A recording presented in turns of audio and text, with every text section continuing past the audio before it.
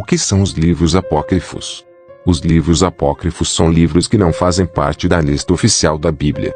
Os livros apócrifos podem ter valor histórico e moral, mas não foram inspirados por Deus, portanto não servem para formar doutrinas, ensinamentos fundamentais. A Igreja Católica e a Igreja Ortodoxa aceitam alguns livros apócrifos como parte da Bíblia. Apócrifo vem de uma palavra grega que significa oculto. A Bíblia tem 66 livros que todas as igrejas aceitam como inspirados por Deus. Vários outros livros relacionados mas não inspirados também foram escritos ao longo do tempo. Esses livros são chamados livros apócrifos, porque não fazem parte da Bíblia, foram ocultados da Bíblia, para evitar heresias e confusões.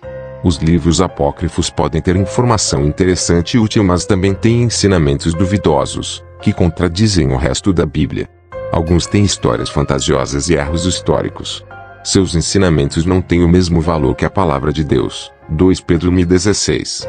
Por isso, não são publicados junto com a Bíblia. Não é bom misturar a verdade com o erro. Quais são os livros apócrifos aceites pela Igreja Católica?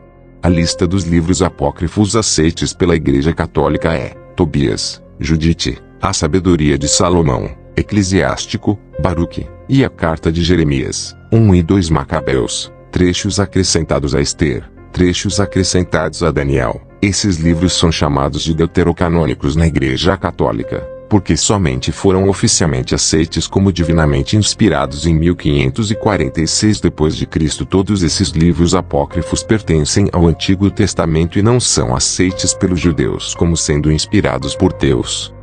Além desses livros, a Igreja Ortodoxa normalmente aceita 1 e 2 Esdras, a oração de Manassés, 13 e 4 Macabeus, Salmo 151, como foram escolhidos os livros oficiais da Bíblia. No século IV havia muitos livros em circulação nas igrejas, mas nem todos eram autênticos. Para evitar heresias e ensinamentos contraditórios, a igreja primitiva decidiu fazer uma grande investigação para decidir quais eram autênticos. 1 Tessalonicenses 5 e 21.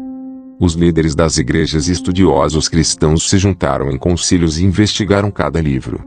Apenas os livros com evidência sólida de autenticidade foram incluídos na Bíblia, deixando de fora todos os livros que deixassem dúvidas. Os livros apócrifos aceites pela Igreja Católica e a Igreja Ortodoxa não foram aceites como divinamente inspirados nesses concílios, mas eram livros populares, considerados úteis.